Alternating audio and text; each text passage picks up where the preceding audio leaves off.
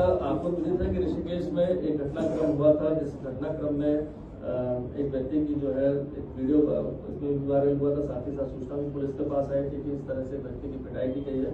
प्रथम दृष्टया इसमें मामले जो मौके पर पुलिस कर्मी चीता को सूचना दी सुबह 7:15 बजे कि ऐसे मारपीट का घटनाक्रम हुआ। वहाँ पर पुलिस पहुंची तो एक व्यक्ति वहाँ पर इंजर्ड था काफी, और जो इंजर्ड के बाद वहाँ काफी लोग भीड़ इकट्ठा थी और जो वहाँ पर गाली गलौज भी कर रहे थे, साथ जो वीडियो वगैरह में आया था। तो जो मौके का हालात थे उसको देखते हुए जो विक्टिम था वो उनके साथ उनको अस्पताल भेजा गया था। जिसके बाद में पहचान होने के बाद उनका नाम टिबड़ी थी उनको पता चला। लेकिन जब समस्त घटनाक्रम के बारे में चूंकि तुरंत कोई FIR नहीं है, मतलब एक दिन बाद इसमें FIR अगले दिन नेक्स्ट दिन दी गई थी और इसके बाद उसको गिरफ्तार कर लिया गया, जिसका नाम सुनील गंजा था, जो थाना ऋषिकेश का हिस्ट्री शीटर देखा। लेकिन जब पूरी हिस्ट्री शीट और चेक किया गया तो पता चला कि 2012 के बाद से, मतलब विगत 12 साल से पहले इसमें थाना स्तर पर कोई मुकदमा पंजीकृत नहीं, ना कोई अपराध की शिकायत आई है। हिस्ट्री शीट में क्या है कि अगर अभियुक्त जो है लगातार अगर कोई अपराध कर रहा है, हिस्ट्री शीट खुली तो उसकी निगरानी कंटिन्यूस रहती है, और अगर लंबे समय तक अपराध नहीं कर रहा है, उसकी कोई शिकायत नहीं आई है, तो उसकी निगरानी को क्लोज कर दिया जाता है, लेकिन हिस्ट्री शीट जारी रहती है। क्योंकि विगत 12 साल से कोई भी इसकी कंप्लेंट किसी तरह की नहीं थी, तो उस तरह से देखा जाए तो निरंतर निगरानी की जो बात थी वो नहीं की जा रही थी। सेकंड इसमें आता है कि जो पूर्व के उसके मुकदमे थे, सभी मुकदमों का परीक्षण किया गया, उसमें पाया गया कि जो पूर्व के मुकदमे थे सभी न्यायालय द्वारा उसमें दोषमुक्त कर दिया गया था। ये जो पूरा घटनाक्रम पाया गया जिसमें जिस तरह से जानलेवा हमला करके मारपिटाई की गई थी और जिसमें अभियुक्त को गिरफ्तार करके जेल भेजा जा चुका है। इसके बाद इस घटनाक्रम से आक्रोशित होकर कुछ लोगों द्वारा जो है अभियुक्त के घर पर वहाँ पर इकट्ठा होकर पथराव किया गया था। साथ ही साथ उस पथराव में जब पुलिसकर्मी वहाँ पहुंचे थे तो उनसे भी जो है धक्का मुक्की की गई थी। तो इसमें 2 केस एक पुलिस के द्वारा इसमें दर्ज किया गया और एक जिसके घर पर पथराव किया गया उनके परिजनों द्वारा इसमें तहरीर दी गई थी। साथ ही साथ एक तहरीर अभियुक्त की पत्नी द्वारा दी गई थी कि प्रातः 6 से 6:30 के बीच उनके घर में कुछ लोग घुस गए थे, जो बेडरूम के अंदर घुस के वीडियोग्राफी करने लगे और इस कारण वहाँ पर मारपीट हुई। उनके द्वारा जो है उनकी लज्जा भंग करने का प्रयास किया गया। तो इस आधार पर जो 4 मुकदमे दर्ज हुए थे, 3 इन्वेस्टिगेशन में चल रहा है। एक में जो है साक्ष्यों के आधार पर जो मेडिकल इंजरीज के साथ थे उसमें अभियुक्त को गिरफ्तार करके जेल भेज दिया गया।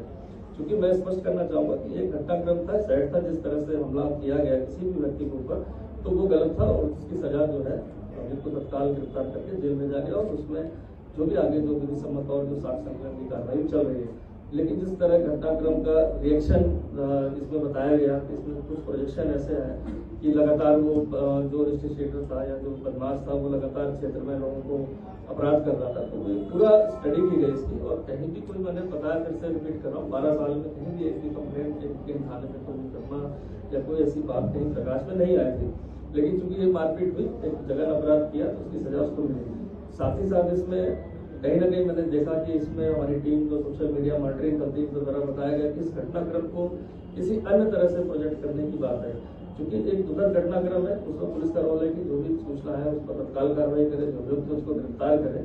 लेकिन कहीं ना कहीं एक दायरा हमारा भी होता है, जो सामाजिक रूप से आप लोग का दायरा, अगर पुलिस भी किसी के घर में रेड करती है या कहीं जाती है तो महिलाएं और बच्चों को ध्यान रखते हैं। हमेशा इसीलिए वहाँ पर महिला पुलिसकर्मी की साथ में रखते हैं अपने साथ, कि उनके साथ कोई आरोप प्रत्यारोप अभद्रता न की जाए। साथ ही साथ अगर कोई सर्च करनी है तो सर्च वारंट कोर्ट से लेते हैं या सीनियर अधिकारियों द्वारा उसमें सर्च वारंट का जो प्रोविजन है अनुमति ली जाती है। तो एक जागरूक नागरिक होने के नाते अधिकार है कि कहीं कुछ गलत हो रहा है तो उसको जरूर उजागर करें। लेकिन अगर किसी के घर में आप चाहे वो गलत आदमी होकर घुसते हैं तो कहीं ना कहीं जिस तरह का प्रतिशोध हुआ उस प्रतिशोध के तहत ये झगड़ा हुआ, झगड़े के बाद पूरी तरह से उनको चोटें हैं। तो एक सोशल मीडिया में जिस तरह का प्रोजेक्शन था उस प्रोजेक्शन को भी मैं कहता हूँ कि सामाजिक दायित्व के साथ साथ कानूनी दायित्व भी है सभी का। कानून के दायरे में हम अपने अगर एक्शन को करते हैं तो उसमें पुलिस प्रशासन कोर्ट सभी लोग उसमें सहयोग देते हैं। तो इस तरह की बात है। साथ ही साथ इस मुद्दे को जैसा मैं रीड कर पाया अपनी जो सोशल मीडिया टीम की जो रिपोर्ट बार बार जनरेट हो रही, चाहे हमारे इंटेलिजेंस की जो लाइव की टीम है, इस मुद्दे को कहीं ना कहीं किसी न जाति धर्म न क्षेत्रवाद न किसी उससे जोड़ा जाना चाहिए। क्योंकि कोई भी एक इंसिडेंट होता है, वो इंसिडेंट एक सडन इंसिडेंट है और सडन इंसिडेंट में जो भी झगड़ा हुआ, मारपीट हुई, जो भी क्राइम कमिट हुआ, उसमें जो कार्रवाई की गई त्वरित, मैंने बताया कि मुकदमे की FIR आने में तो 24 घंटे लगे और अरेस्ट करने में 4 घंटे लगे। तो देखा जाए तो पुलिस की अपनी तरफ से कार्रवाई कहीं से भी ऐसी नहीं थी कि जो लैक्सिटी की हो और कहीं कोई अभियुक्त को फायदा देने की हो। लेकिन उसके बाद के जो रिपरकशन रहे और चाहे कुछ गलत प्रोजेक्शन हुआ, कोई भी व्यक्ति जिसके साथ अगर इस तरह से हिनियस ऑफेंस होगा तो कानून अपना काम करेगा। लेकिन अगर उसमें कोई प्रोजेक्शन, उसको कई, मैं बार बार इसलिए रिपीट करता हूँ कि ये कोई भी जो अपराधी है उसके ना कोई जाति धर्म ना कोई क्षेत्र होता है, अपराधी अपराधी होता है। तो अगर कोई अपराध कर रहा है तो उसकी अगर सूचना समय से मिल जाए, समय से अगर उसमें पुलिस टीम के साथ सहयोग चाहिए वो सहयोग करे तो वो ज्यादा अच्छी कार्रवाई होती है। बशर्ते अगर हम किसी के घर में अगर इस तरह से राधिकृत रूप से घुसते हैं तो कहीं ना कहीं वाद विवाद की स्थिति बनती है, और जो मुझे लगता है कि बहुत बड़ा कारण था कि इतनी बड़ी घटना जो वहां पर कारित हुई। चूंकि जब कोई घटनाक्रम होता है तो पहले तो थाने स्तर से परीक्षण होता है, तो मेरे स्तर तक आती बात। तो जो मौके पर घटना स्थल पर गए थे, मैंने बहुत सारे वीडियो का परीक्षण करवाया अपने ऑफिस में बैठकर टीम से।